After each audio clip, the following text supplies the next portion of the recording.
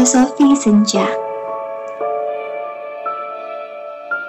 Ketika berbicara tentang senja, tentu banyak orang yang menganggap bahwa senja adalah hal yang romantis. Seolah menjadi primadona simbol keindahan, senja ternyata menyimpan pesan kehidupan di dalamnya. Berikut adalah filosofi senja. 1. Senja mengajarkan bahwa keindahan dan kebaikan tidak perlu disuarakan. Biarkan orang yang menilai. Begitulah hidup. Kadang manusia membutuhkan perhatian agar dilihat baik. Namun senja mengajarkan bahwa kebaikan dan keindahan tidak perlu diumbar. Jika memang itu tulus untuk kebaikan, biarkan orang lain yang menilai. 2. Senja mengajarkan bahwa istirahat itu perlu, jangan termakan dengan kesibukan dunia.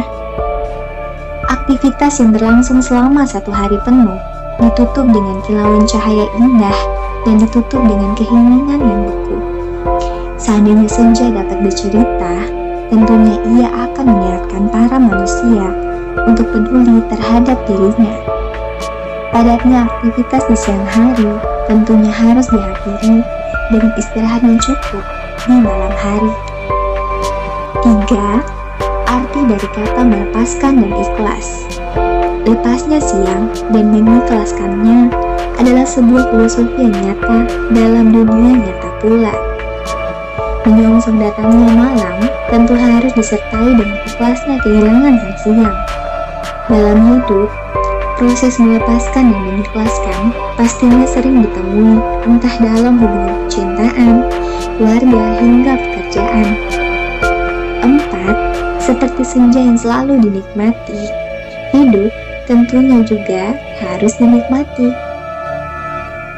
Banyak sekali para penikmat senja di luar sana, menikmati dan mengabadikan arti sebuah senja. Tentu tidak sedikit juga. Hal tersebut tentu bisa dijadikan gambaran bahwa dalam hidup kita juga harus menikmati prosesnya.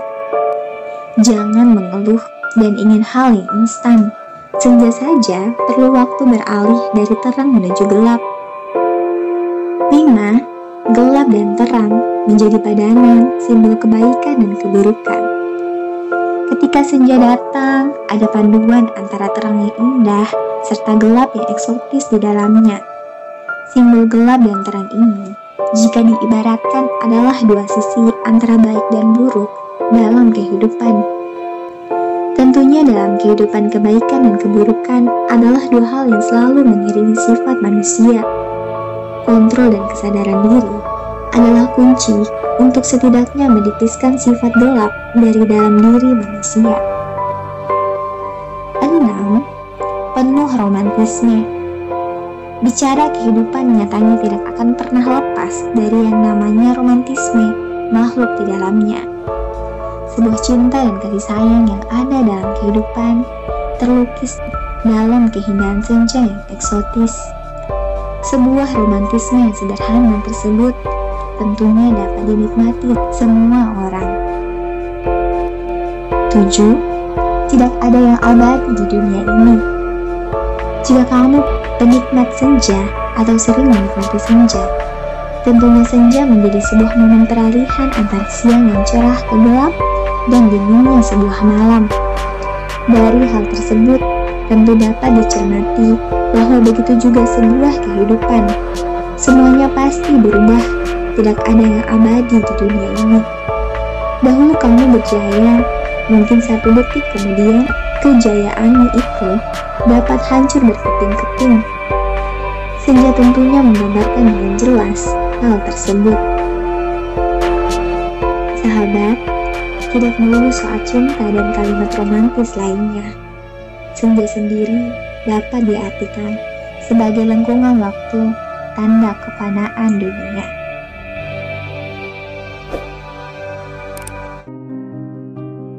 Hidup itu memberi nilai.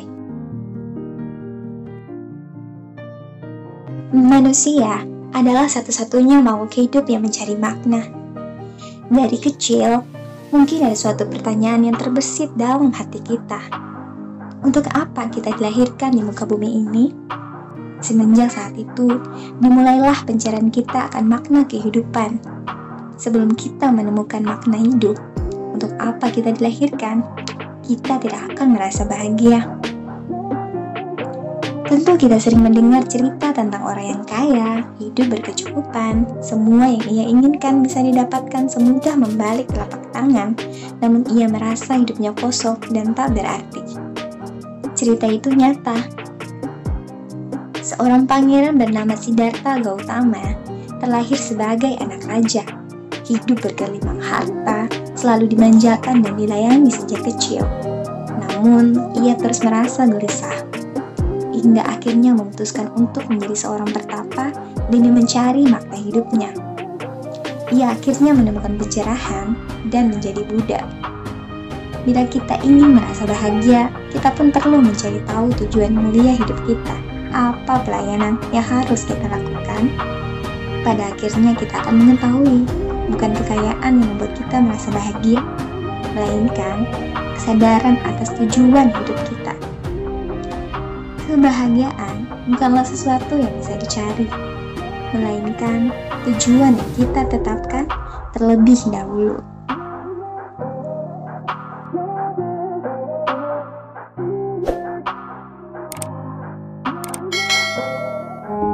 Filosofi hujan. Pernahkah memikirkan hal-hal baik dari datangnya hujan? Kita pasti sering gembira jika hujan datang setelah kemarau panjang. Sebenarnya, banyak hal yang bisa kita pelajari dari hujan. Pelajaran tersebut akan berguna untuk hidup kita, agar lebih rendah hati, penuh motivasi dan semangat menjalani hidup hari-hari. Berikut filosofi hujan yang dapat Anda pelajari. 1. Meski jatuh berkali-kali, hujan tidak pernah menyerah. Pernahkah kita sadar kalau hujan itu turun dan jatuh terus? Dari hal itu, kita bisa belajar bahwa hujan tetap mencoba meskipun jatuh berkali-kali. Hujan terus turun tanpa menyerah, dan itu bisa menjadi pelajaran yang bagus buat kita. Kita harus selalu kuat dan tabah untuk mencapai sesuatu. 2. Hujan turun setelah kemarau panjang. Bukankah kesabaran adalah kuncinya? Masih ingat dengan kemarau yang berkepanjangan? Bagaimana kalau kemarau itu datang tanpa diselingi oleh hujan?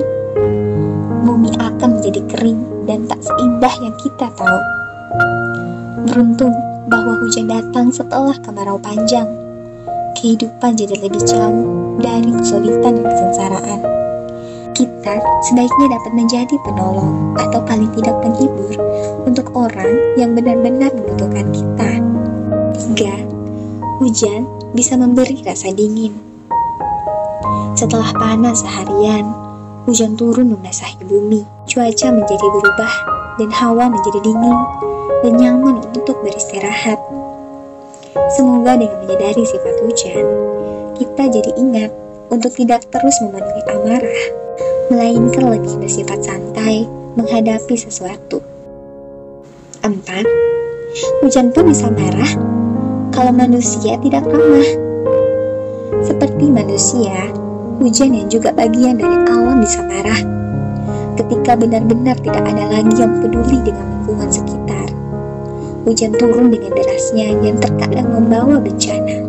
Sebaiknya kita menyadari sesuatu, bahwa manusia punya amarah. Alangkah baiknya jika kita bisa menjaga perasaan satu sama lain. 5. Bau hujan itu menyenangkan, sederhana dan menyenangkan. Ini bagian yang banyak belum disadari orang. Saat hujan turun ke bumi dan membasahi tanah, maka aroma hujan akan tercium. Baunya sangat menyegarkan dan itu adalah bau hujan. Di dalam hidup, sebaiknya kita belajar untuk menjadi orang yang menyenangkan. Semua orang pasti merasa senang dengan sifat orang yang menyenangkan. 6. Hujan datang untuk menyejukkan bumi, bermanfaat bagi material lain. Meskipun hujan kadang tidak datang, Tetapi kedatangan hujan sangat penting. Hujan turun untuk memberikan kesejukan bagi kehidupan manusia di bumi.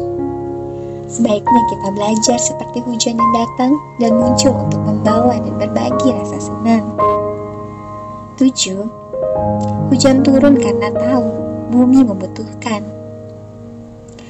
Hujan turun di saat bumi memang benar-benar membutuhkannya. Setelah kemarau panjang, hujan tetap akan turun untuk menghijaukan bumi. Kita juga bisa menjadi seperti hujan yang siap membantu teman atau keluarga yang membutuhkan bantuan kita. 8. Banyak orang mengeluh karena hujan, tapi hujan tetap datang tiap tahunnya. Meskipun beberapa orang yang mengeluh karena hujan turun, hujan tetap turun. Hal ini pelajaran buat kita bahwa selama itu baik, kita tidak perlu takut untuk melakukan sesuatu. Bahkan kita sedang melakukan sesuatu yang baik untuk orang lain. Jangan berhenti hanya karena beberapa orang tidak suka. 9. Hujan itu tidak kenal waktu. Hujan turun memang tidak kenal waktu dan mengerti apa yang sedang dilakukan manusia. Hujan adalah anugerah dari Yang Maha Kuasa. Maka dari itu, kita juga seharusnya dapat menerima hujan dan hal baik datang tanpa memaksakan waktu sesuai dengan yang kita inginkan. Sahabat pelangi, semoga kita semua dapat mengambil pelajaran yang berguna dari filosofi hujan.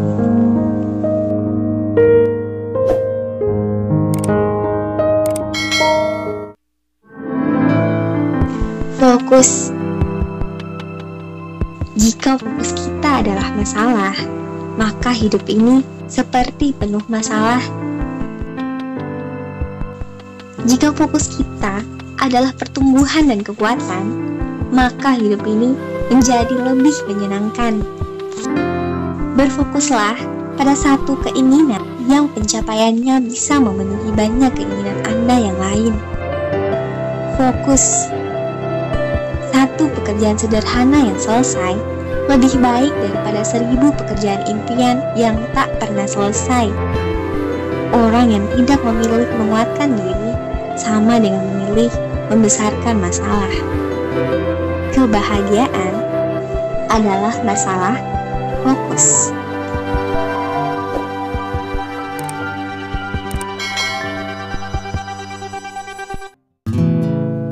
Raja dan laba-laba. Dahulu kala di negeri Scotland, ada seorang raja bernama Bruce. Sudah 6 kali dia memimpin pasukannya menuju medan perang selama sang agresor dari England. Namun selama 6 kali pertempuran itu, pasukannya selalu babak belur dihajar oleh musuh hingga terpaksa mengalami kekalahan dan melarikan diri ke hutan. Akhirnya, dia sendiri juga bersembunyi di sebuah gubuk kosong di dalam hutan belantara. Suatu hari, hujan turun dengan derasnya.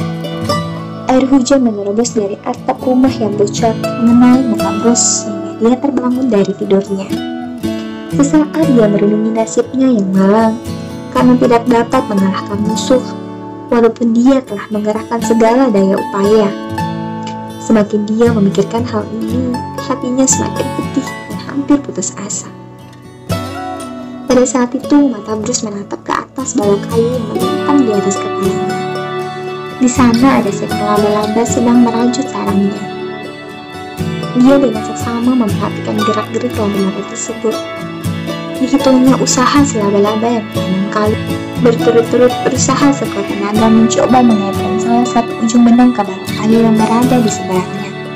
Namun akhirnya gagal juga.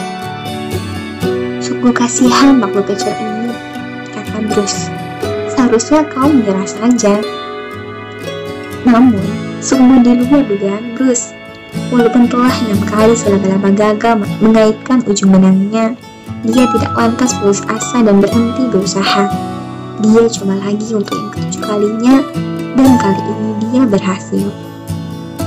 Melihat ini semua, Bruce sungguh merasa kagum dan lupa pada nasib yang menimpa dirinya. Bruce akhirnya berdiri dan menghela napas panjang, lalu dengan lantang dia berteriak, "Aku aku juga akan bertempur lagi untuk yang ketujuh kalinya. Bruce akhirnya benar-benar mendapatkan semangatnya kembali. Ia segera mengumpulkan dan melatih lagi sisa pasukannya, lalu mengatur strategi dan menggempur lagi pertahanan musuh dengan susah payah dan perjuangannya yang tak kenal menyerah. Akhirnya Bruce berhasil mengusir pasukan musuh dan merebut kembali tanah airnya. Sahabat pelangi, pesan yang dapat kita petik adalah bahwa janganlah pernah kita menyerah terhadap keadaan.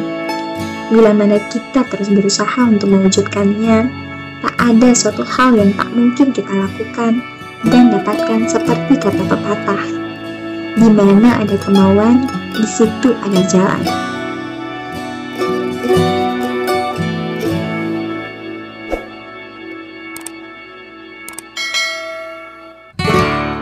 Mengambil resiko. Seorang lelaki sedang bertanya kepada petani, apakah ia telah menanam gandum untuk musim itu? Petani itu menjawab, belum, saya takut hujan tidak akan turun. Orang itu bertanya lagi, apakah Anda menanam jagung? Petani itu menjawab, tidak, saya takut akan diserang serangga. Kemudian orang itu bertanya lagi, jadi apa yang Anda tanam? Petani itu menjawab, tidak ada, saya tidak mau mengambil risiko. Sahabat, tidak pernah ada keberhasilan tanpa keberanian mengambil risiko. Mengambil risiko tidak berarti berspekulasi secara bodoh dan berperilaku tanpa tanggung jawab.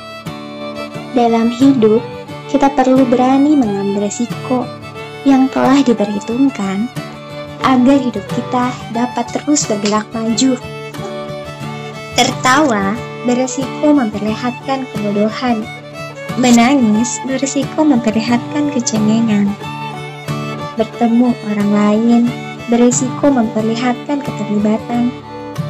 Menunjukkan perasaan beresiko menunjukkan diri Anda yang sebenarnya. Mengemukakan gagasan-gagasan, impian-impian Anda di hadapan umum beresiko kehilangan mereka. Mencintai beresiko untuk tidak dicintai. Hidup beresiko mati. Berharap beresiko putus asa, dan mencoba beresiko gagal. Bagaimana sahabat? Anda berani mengambil resiko tersebut?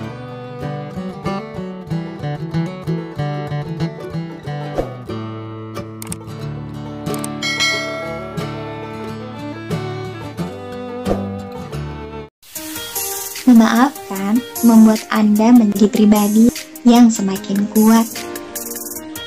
The weak can never forgive. Forgiveness is the attribute of the strong. Mahatma Gandhi. Sikap memaafkan orang-orang yang pernah bersalah pada kita adalah sikap yang dimiliki oleh orang-orang yang berkarakter kuat.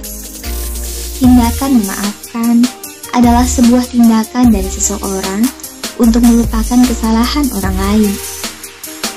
Dengan memaafkan, kita telah meringankan pikiran, tenaga, dan waktu kita. Dendam atau kebencian merupakan hal yang dapat menghambat kemajuan kita dalam hidup.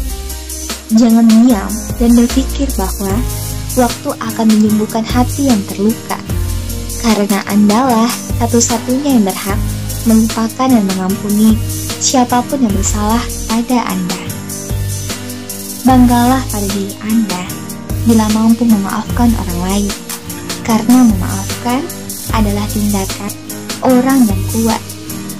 Orang yang lemah tidak mampu memaafkan. Memaafkan adalah ciri orang yang kuat. Mahatma Gandhi.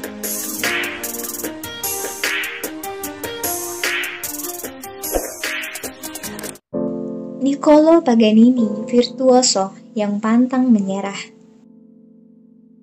Niccolò Paganini lahir di Genoa 27 Oktober 1782. adalah seorang pengarang musik serta pemain biola, viola, dan gitar dari Italia. Ia adalah salah seorang virtuoso biola paling terkenal dan disebut-sebut sebagai salah satu pemain biola terhebat yang pernah hidup dengan intonasi musik yang sempurna dan teknik yang tiada duanya. Walaupun Eropa pada abad ke-18 memiliki beberapa pemain biola yang luar biasa, namun Paganini bisa dianggap sebagai satu-satunya virtuoso biola abad ke-19. Suatu hari, Niccolò Paganini sedang memainkan konser untuk para pemujanya yang memenuhi ruangan. Dia bermain biola dengan diiringi orkestra penuh. Tiba-tiba salah satu senar biolanya putus. Keringat dingin mulai membasahi dahinya, tapi dia meneruskan memainkan lagunya. Kejadian yang sangat mengejutkan, senar biolanya yang lain pun putus satu persatu, hanya meninggalkan satu senar. Tetapi dia tetap main. Ketika para penonton melihat dia hanya memiliki satu senar dan tetap bermain, mereka berdiri dan berteriak, "Hebat! Hebat!" Setelah tepuk tangan riuh memujanya, Paganini menyuruh mereka untuk duduk. Mereka menyadari tidak mungkin dia dapat bermain dengan satu senar. Paganini memberi hormat pada para penonton dan memberi isyarat para dirijen orkestra untuk meneruskan bagian akhir dari lagunya itu. Dengan mata berbinar, dia berteriak, "Paganini dengan satu senar." Dia menaruh biolanya di dagunya dan mulai memainkan bagian akhir dari lagunya tersebut dengan indahnya. Penonton sangat terkejut dan kagum pada kejadian ini. Sahabat pelangi, hidup kita dipenuhi oleh persoalan, kekhawatiran, kekecewaan, dan semua hal yang tidak baik. Secara jujur, kita seringkali mencurahkan terlalu banyak waktu mengkonsentrasikan pada senar kita yang putus dan segala sesuatu yang kita tidak dapat ubah. Apakah Anda masih memikirkan senar-senar Anda yang putus dalam hidup Anda? Apakah senar terakhir nadanya tidak indah lagi? Jika demikian, janganlah melihat ke belakang. Majulah terus, mainkan senar satu-satunya itu. Mainkanlah itu dengan indahnya, terus berjuang, dan jadilah yang terbaik.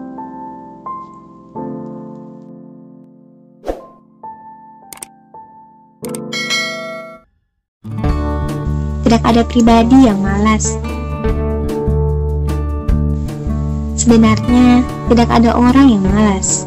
Jika dia mau mengubah sifat malas itu menjadi sifat rajin. Kalaupun kadang kita didera malas, itu wajar, namun tidak terus-menerus. Salah satu cara agar kita tidak malas yaitu membuat daftar apa saja yang akan kita lakukan mulai bangun tidur hingga sebelum tidur. Daftar ini kita gunakan untuk membiasakan diri melakukan rutinitas. Setelahnya akan menjadi kebiasaan. Kita dibentuk oleh apa yang kita lakukan berulang-ulang. Dengan demikian, keunggulan bukanlah tindakan, melainkan kebiasaan. Jika telah menjadi kebiasaan, maka kita akan otomatis melakukannya tanpa beban. Misalnya, tiap kali mandi, rapikan kamar mandi. Hasilnya, kamar mandi selalu bersih tanpa noda. Piring dicuci selesai makan, pakaian dicuci sebelum bertumpuk, dan dikeringkan dengan cara digantung di balkon. Lalu sambil menjemur, kita membersihkan permukaan balkon. Jika telah kita tetapkan daftar rutinitas yang kita kerjakan, janganlah menundanya. Sahabat pelangi, menunda sebenarnya justru akan membuat beban kita menjadi lebih berat. Akibatnya, rasa malas bertambah. Yuk, kita buat daftar rutinitas agar kita menjadi rajin, hidup lebih terarah, dan disiplin. Semangat!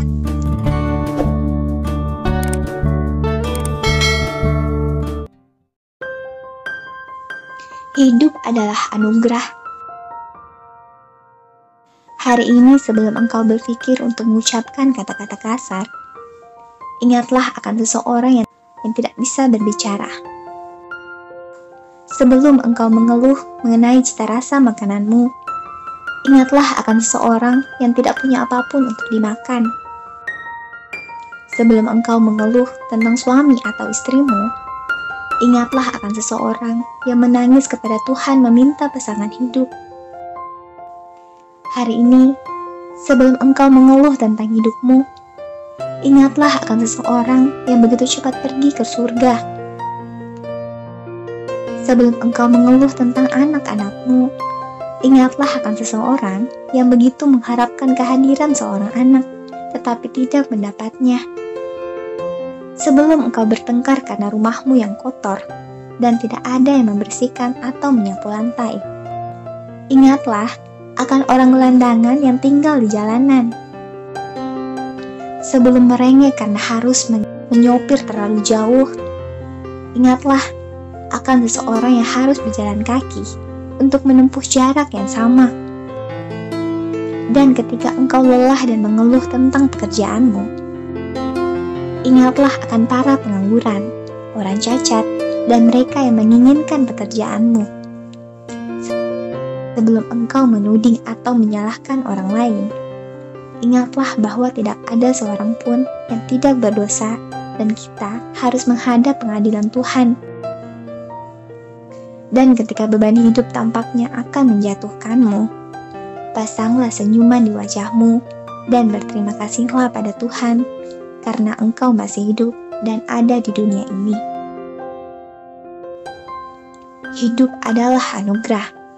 Jalanilah, nikmatilah, rayakan, dan isilah itu. Nikmatilah setiap saat dalam hidupmu, karena mungkin itu tidak akan terulang lagi.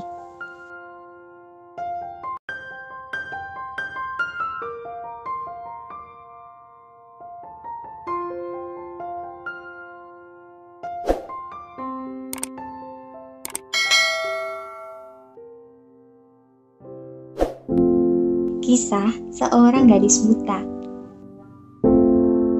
Ada seorang gadis buta yang membenci dirinya sendiri karena kebutaannya itu.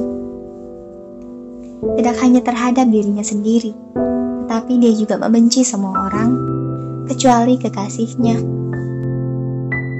Kekasihnya selalu ada di sampingnya untuk menemani dan menghiburnya. Dia berkata akan menikahi kekasihnya hanya jika dia bisa melihat dunia. Suatu hari, ada seseorang yang mendonorkan sepasang mata kepadanya, sehingga dia bisa melihat semua hal, termasuk kekasihnya. Kekasihnya bertanya, "Sekarang kamu bisa melihat dunia. Apakah kamu mau menikah denganku?" Gadis itu terguncang saat melihat bahwa kekasihnya ternyata buta. Dia menolak untuk menikah dengannya. Kekasihnya pergi dengan air mata mengalir dan kemudian menulis sepucuk surat singkat kepada gadis itu. "Sayangku, tolong engkau jaga baik-baik kedua mata yang telah aku berikan kepadamu." Gadis itu menyesal dan menyadari kebodohannya. Betapa besar pengorbanan kekasihnya selama ini, tapi kekasihnya telah pergi dengan membawa luka di hati. Sahabat pelangi, kisah di atas memperlihatkan bagaimana pikiran manusia berubah saat status dalam hidupnya berubah. Hanya sedikit orang yang ingat bagaimana keadaan hidup sebelumnya, dan lebih sedikit lagi yang ingat terhadap siapa harus berterima kasih karena telah menyertai dan menopang bahkan di saat yang paling menyakitkan.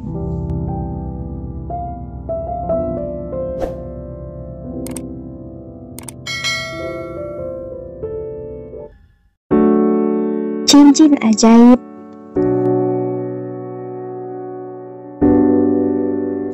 Seorang bapak tua yang memiliki 3 orang putra sedang bingung. Ia merasa memiliki sebuah cincin yang dianggapnya bertuah karena sejak digunakan selalu membawa keberuntungan dan kesuksesan bagi dirinya. Cincin itu rencananya ingin diwariskan kepada salah satu anaknya, tapi dia khawatir anak yang lain akan merasa iri. Sebagai solusi, ia pergi ke tukang cincin dan membuat dua cincin yang sama, seperti cincin ajaib miliknya. Keesokan harinya, ia memanggil ketiga putranya lalu berkata, "Anak-anakku, cincin ini sama baiknya. Siapa yang memakainya, maka dia akan beruntung." Tak lama berselang, sang bapak tua itu meninggal dunia. Seiring berjalannya waktu, ketiga putranya tahu bahwa hanya satu cincin yang asli. Mereka lalu pergi ke seorang hakim yang bijaksana untuk mencari tahu mana cincin yang asli dan meminta jalan keluar dan pembuktian. Setelah merenung dan berpikir, hakim bijaksana itu berkata, "Aku tidak dapat menolong kalian, tapi aku tahu sebuah cara untuk memastikan cincin yang asli. Pakailah cincin kalian masing-masing. Kalian yang harus membuktikan bahwa cincin kalian asli, yaitu dengan bertindak dan bekerja dengan baik sehingga kalian menjadi orang yang beruntung." Ketiganya bertekad untuk membuktikan cincin mereka yang asli dan bertuah. Mereka berusaha membuktikan pada diri sendiri bahwa keberhasilan dan keberuntungan mereka adalah karena cincin ajaib asli pemberian bapak mereka. Setelah beberapa tahun berlalu, sukses demi sukses mereka raih bersama. Akhirnya mereka pun sadar dan mengerti bahwa bukan cincin yang membuat mereka sukses, melainkan karena mereka sendiri. Sahabat pelangi, bukan sesuatu di luar diri Anda yang membuat Anda sukses atau beruntung. Bukan cincin Anda, busana Anda, atau apapun yang Anda kenakan. Tetapi, yang menentukan keberhasilan adalah keuletan, doa, bersyukur, dan usaha diri Anda sendiri.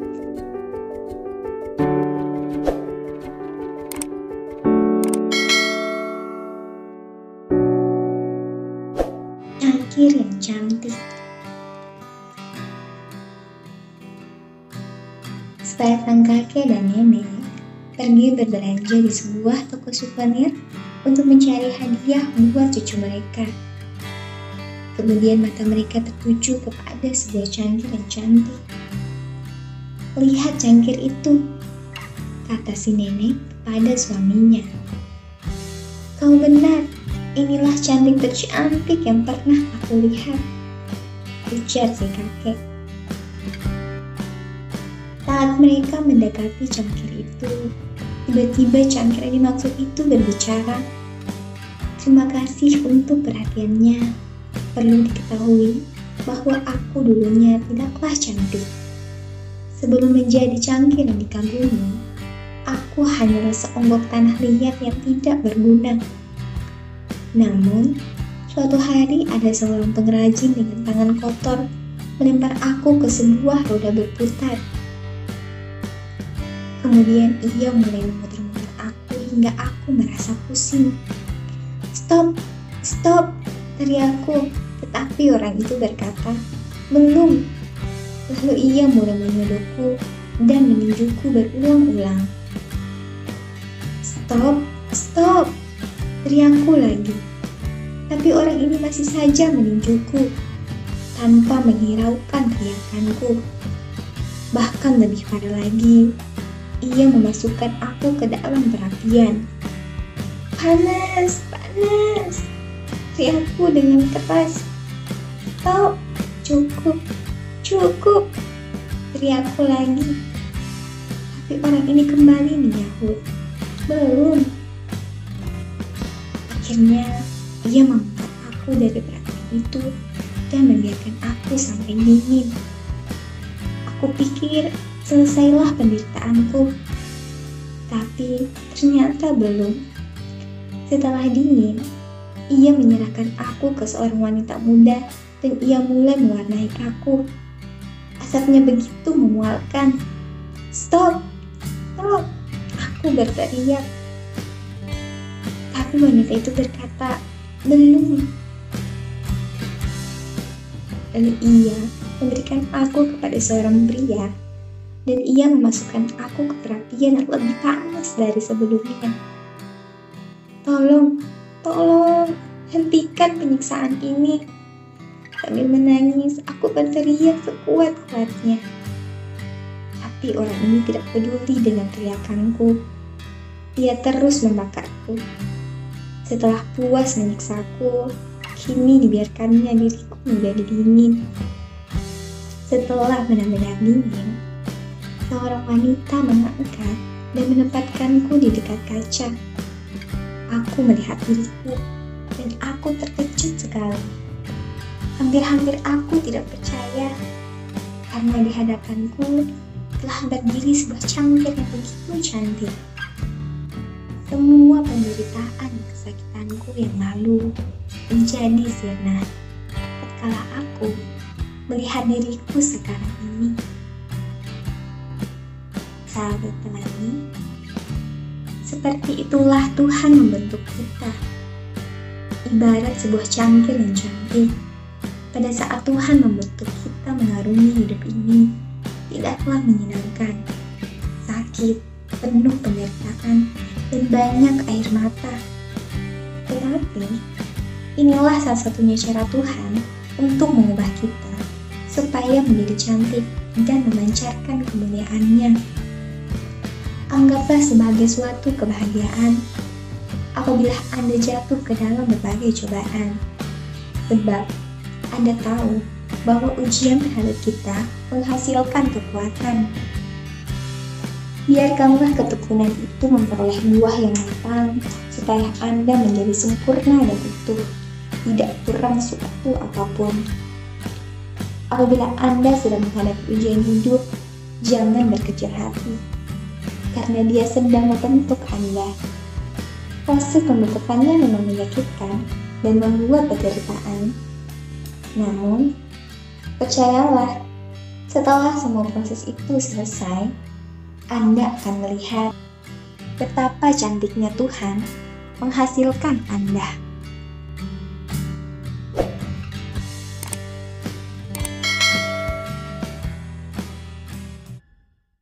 Menjadi seperti elang. Elang merupakan jenis unggas yang mempunyai umur paling panjang di dunia dan mencapai 70 tahun.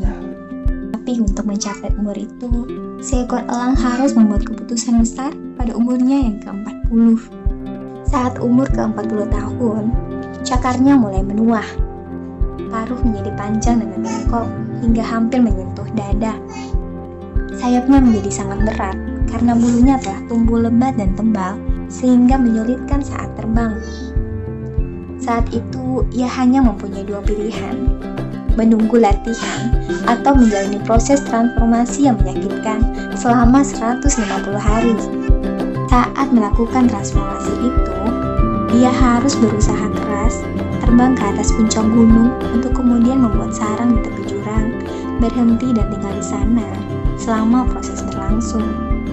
Pertama, ia harus mematukkan paruhnya pada batu karang sampai paruh tersebut terlepas dari mulutnya, dan kemudian menunggu tumbuhnya paruh baru.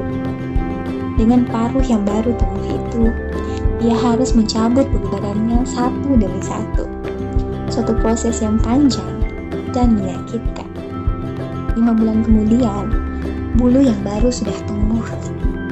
Ia mulai dapat terbang kembali. Dengan paruh dan cakar baru, ia mulai menjalani 30 tahun kehidupan barunya dengan penuh energi. Sahabat pelangi, dalam kehidupan, kadang kita juga harus melakukan suatu keputusan yang besar untuk memulai suatu proses pembaruan.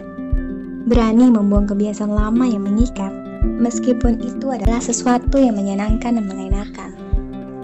Hanya bila kita bersedia melepaskan beban lama, membuka diri untuk belajar hal baru, kita mempunyai kesempatan untuk mengembangkan kemampuan kita yang terpendam, mengasah keahlian kita sepenuhnya, dan menatap masa depan dengan penuh keyakinan. Tantangan terbesar untuk berubah ada di dalam diri sendiri, dan kitalah sang penguasa atas diri kita sendiri. Have a great day, Eagle.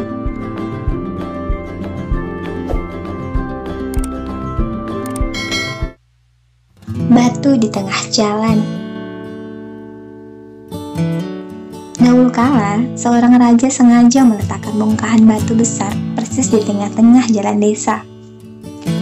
Dia ingin mengetahui apakah ada seseorang yang akan memindahkannya. Sang raja bersembunyi dalam semak-semak tak jauh dari situ.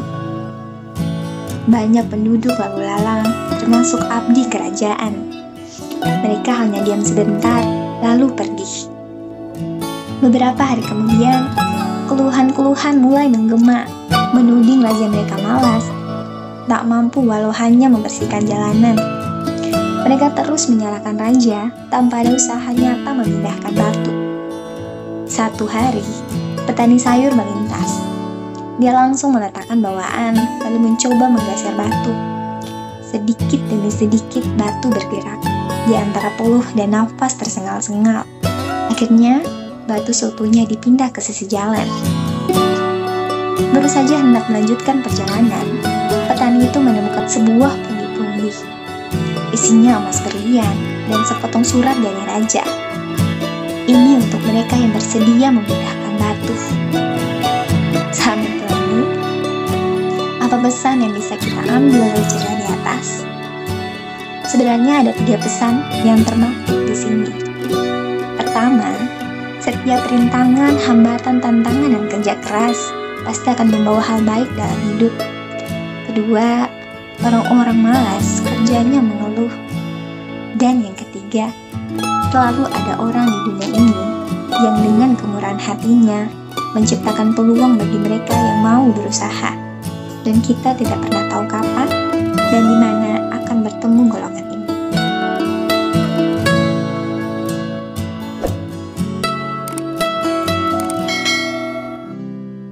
Cintai semua nyawa.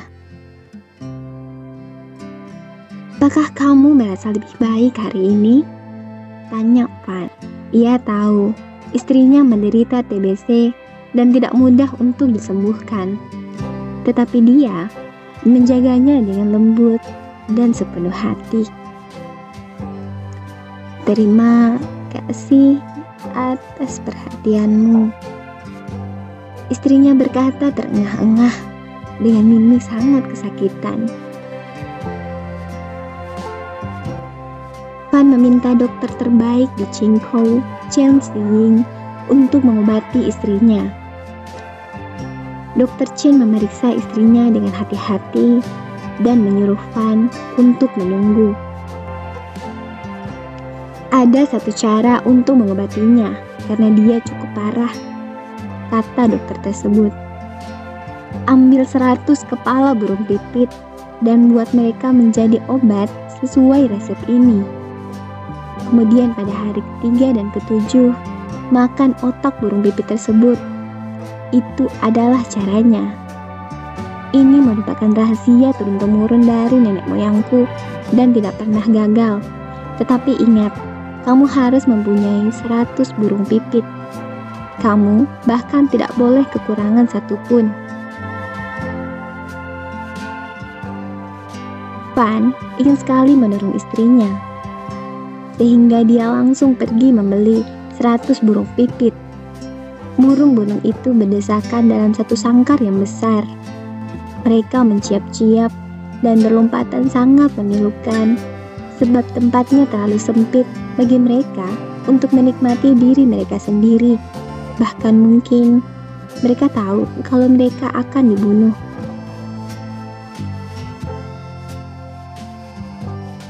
Apa yang kau lakukan pada burung-burung tersebut? Tanya Nyonya Fan. Ini adalah resep spesial Dr. Chen. Kita akan membuat mereka menjadi obat dan kamu akan segera sembuh.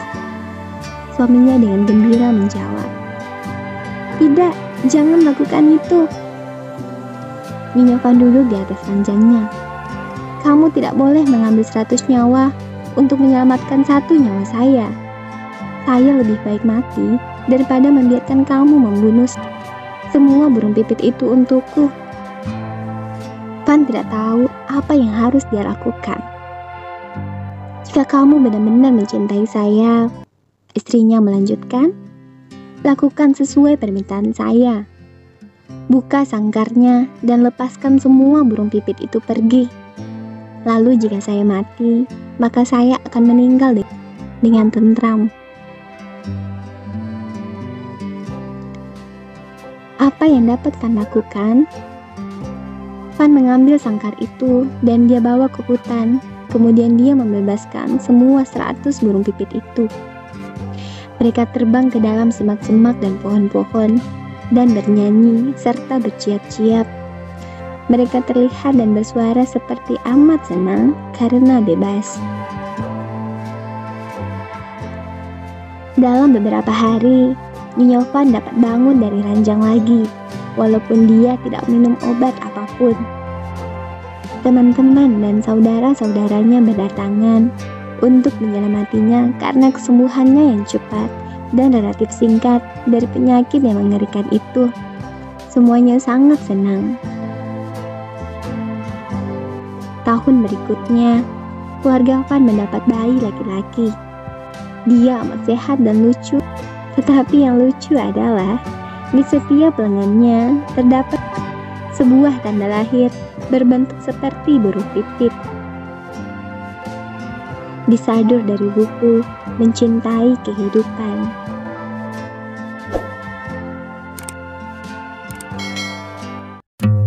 Kekuatan bisa. Ketika pertama kali alat transportasi bernama kereta api diperkenalkan di dunia, banyak terjadi protes. Di Jerman, para ahli mengatakan bahwa jika kereta api memiliki kecepatan sebesar 25 km per jam, itu merupakan kecepatan yang paling mengerikan. Penumpang akan mati karena sakit kepala, pusing karena kecepatan tersebut.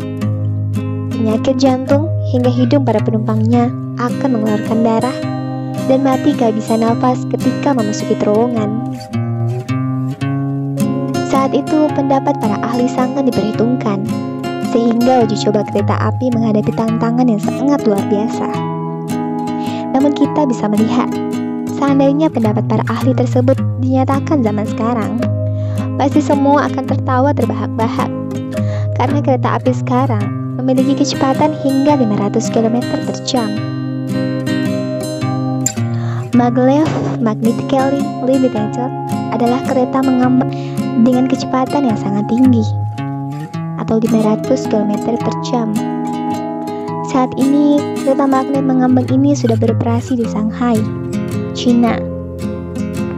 KASI mengklaim akan membuat kereta api mengambang atau maglev tercepat di dunia dengan kecepatan 581 km per jam. Ini sudah dibuktikan dalam sebuah uji coba. Pada kenyataannya, tidak ada penumpang yang mengalami pusing atau serangan jantung, apalagi mati seperti yang ditakutkan oleh para ahli. Itu merupakan contoh nyata bahwa para ahli juga manusia, dan setiap manusia bisa menghadapi apa yang disebut mental blocking. Dan dasar dari segala kesuksesan untuk mencapai apapun impian kita adalah bahwa kita harus mendobrak lebih dahulu setiap ketidakkemungkinan yang ada di dalam pikiran kita. Blocking mental, kondisi di mana sebelumnya pikiran kita mengatakan hal tersebut tidak mungkin, harus menjadi mungkin dan menjadi bisa.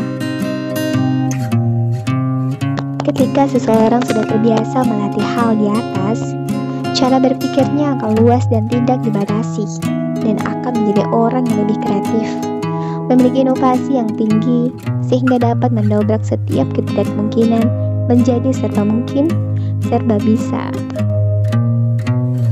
Contoh konkret dalam kehidupan nyata, ketika Anda diberikan suatu tarif sales tertentu oleh perusahaan Anda. Jika Anda lebih dahulu mengatakan hal itu tidak mungkin, pintu pikiran Anda akan tertutup rapat. Namun ketika Anda berpikir mengatakan bisa, pintu pikiran Anda akan terbuka lebar-lebar, menciptakan kreativitas berpikir dan bertindak. Demikian halnya ketika Anda ingin mencapai kesuksesan dalam sebuah impian Anda, dan Anda diawali dengan berpikir bahwa kesuksesan itu sulit, tidak mungkin, bahkan mustahil Anda capai, maka Anda pun akan mengalami hal tersebut. Sahabat pelangi, Ayo kita bebaskan pikiran kita untuk segala kemungkinan yang bisa terjadi, karena semua berawal dari pikiran.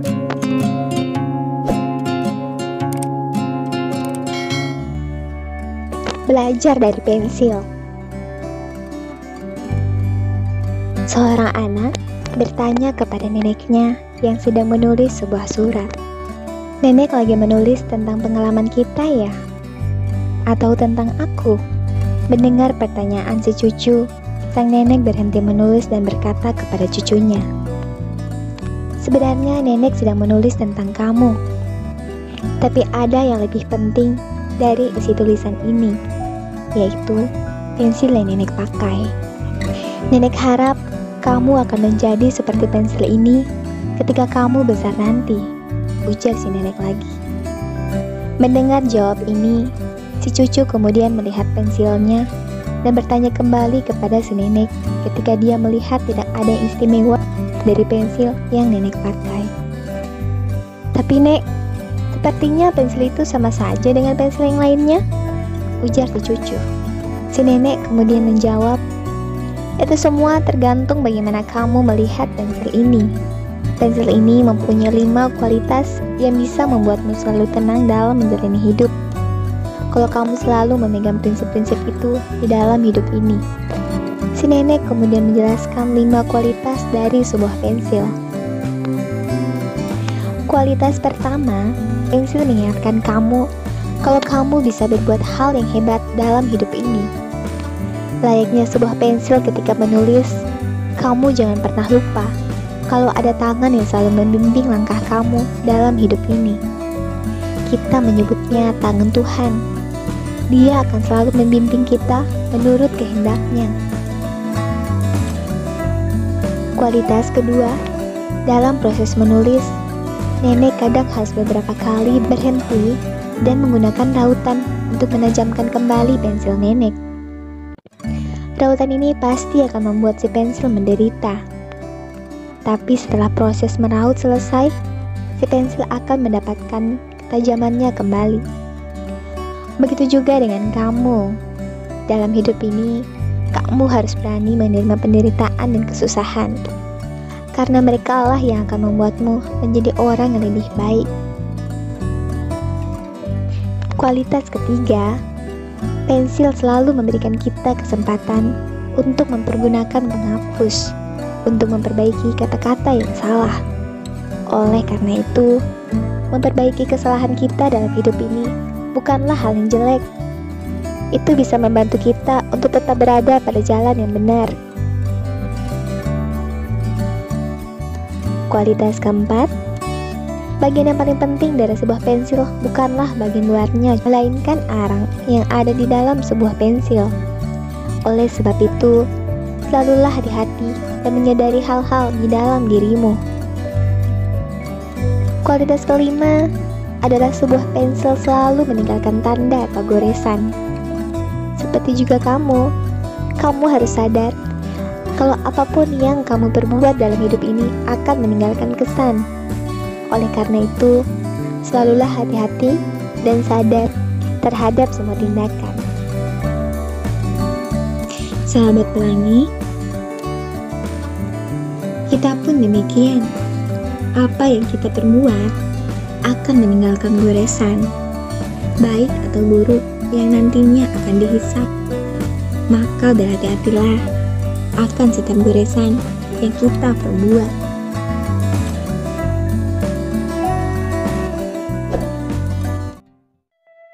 Setiap kemenangan butuh kesabaran. Di suatu sore, seorang anak datang kepada ayahnya yang sedang baca koran. "Ayah, kata sang anak. "Ada apa?" tanya sang ayah. "Aku capek, sangat capek.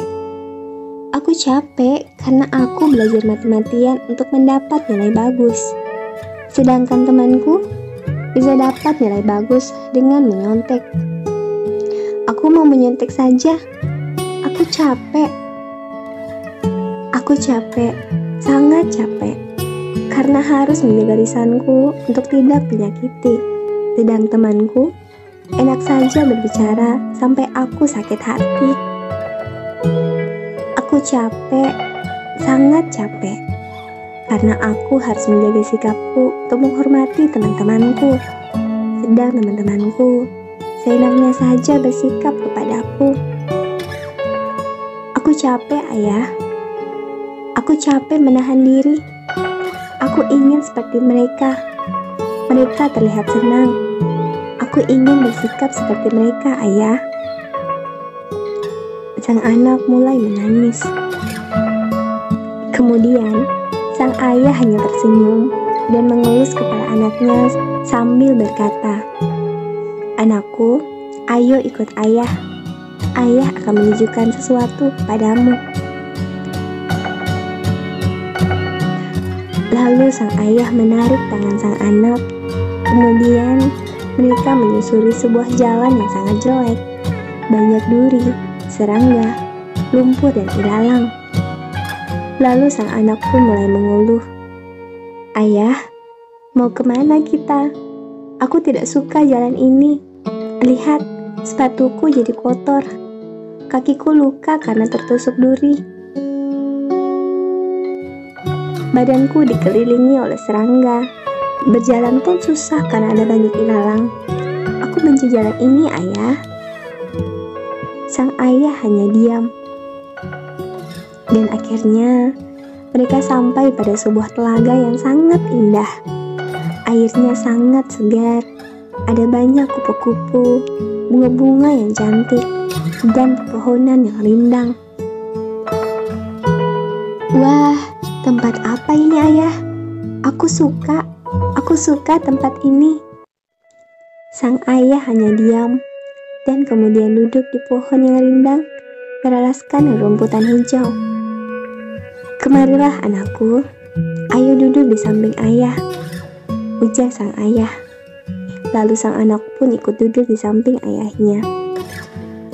"Anakku, tahukah kau mengapa di sini begitu sepi, padahal tempat ini begitu indah?" "Tidak tahu, Ayah.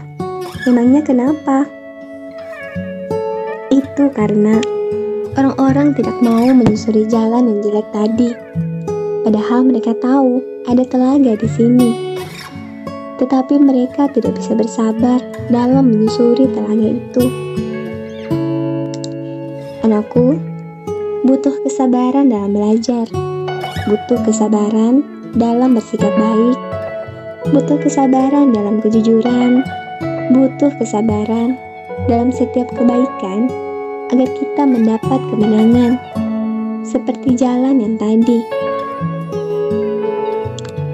Bukankah kau harus sabar saat ada duri melukai kakimu? Kau harus sabar saat lumpur mengotori sepatumu.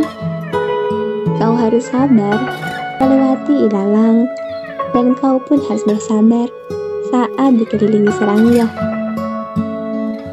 Dan akhirnya, semuanya terbayar, bukan?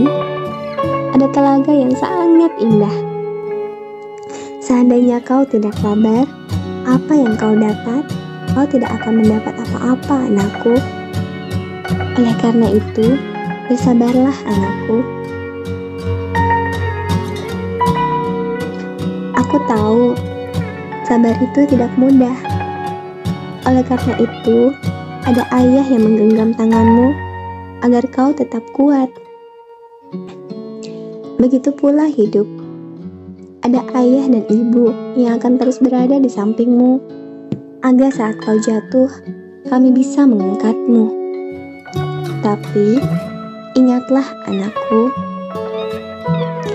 ayah dan ibu tidak selamanya bisa mengangkatmu saat kau jatuh suatu saat nanti.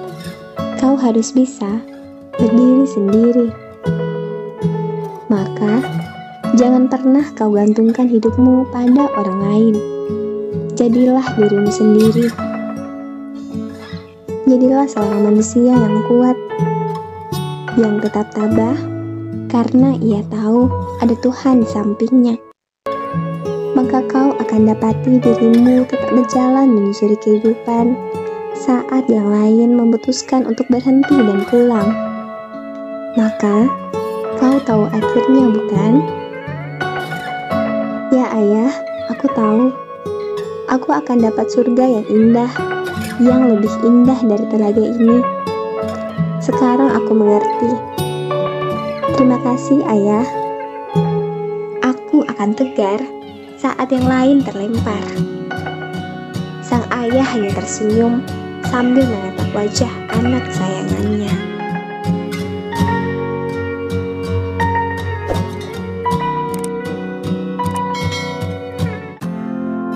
Warisan orang terkaya di dunia kepada anaknya.